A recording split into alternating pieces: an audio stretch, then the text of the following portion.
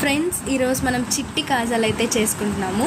దీనికోసం మైదా పిండి తీసుకొని దాంట్లో సాల్ట్ వేసుకొని ఆయిల్ కొద్దిగా వాటర్ వేసుకుంటూ ఇలా స్మూత్గా మనమైతే కలుపుకొని పెట్టుకోవాలి పక్కన కొంచెంసేపు. ఇలాగా మనం కొంచెం తీసుకొని పిండి ఇలా మనం చపాతీ లాగైతే రుద్దుకోవాలి.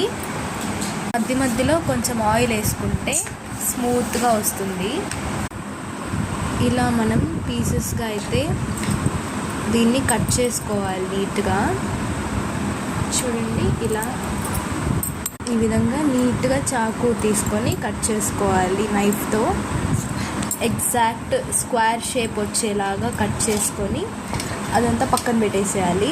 ఇప్పుడు కొద్దిగా ఆయిల్ వేసుకొని దీన్ని ఇప్పుడు సన్నగా ఫోల్డ్ చేసుకోవాలి చిన్నదిగా. ఇప్పుడు దీన్ని కూడా కట్ చేసుకోవాలి చిన్న పీసెస్గా కట్ చేసుకొని. చూడండి, ఇలాగ రావాలన్నమాట. చూడండి, ఇలాగా ఫోల్డింగ్స్ లాగా వచ్చింది కదా, ఇలా చిట్టి కాజాలు అయితే వస్తాయి. దీన్ని మనం ఫ్రై చేసుకోవాలి. చూడండి, నెక్స్ట్ ప్రాసెస్ కూడా చెప్తాను. ఇలా షుగర్ వేసుకొని దీన్ని పాకం లాగా చేసుకోవాలి.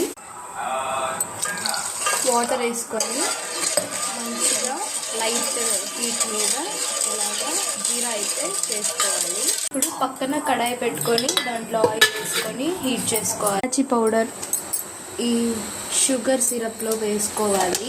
ఇలా కొంచెం లూజ్గానే షుగర్ సిరప్ అయితే చేసుకోవాలి. ఇలా కట్ చేసుకున్న కాజాలన్నీ ఒక్కొక్కటిగా వేసుకొని ఫ్రై చేసుకోవాలి. మెల్లగా ఒక్కొక్కటి వేసుకొని మంచిగా ఫ్రై చేసుకోవాలి. చిట్టి కాజాలు, చిట్టి మడత కాజాలు వేసుకొని క్రష్ చేసుకోవాలి. పీసెస్ కింద చేసుకోవాలి. ఇలా మంచిగా గోల్డెన్ బ్రౌన్ కలర్ వచ్చిన తర్వాత ఇలా షుగర్ సిరప్లో వేసేసుకోవాలి. జీడిపప్పు పలుకులు క్రష్ చేసుకున్నాం కదా, అవి పైన వేసుకుంటున్నాము. ఇది మంచిగా నానిన తర్వాత షుగర్ సిరప్ మొత్తం ఈ కాజాలు అబ్జర్వ్ చేసుకున్నాక స్వీట్ చాలా బాగుంటుంది. చూడండి ఎంత బాగున్నాయో చిట్టి కాజాలు.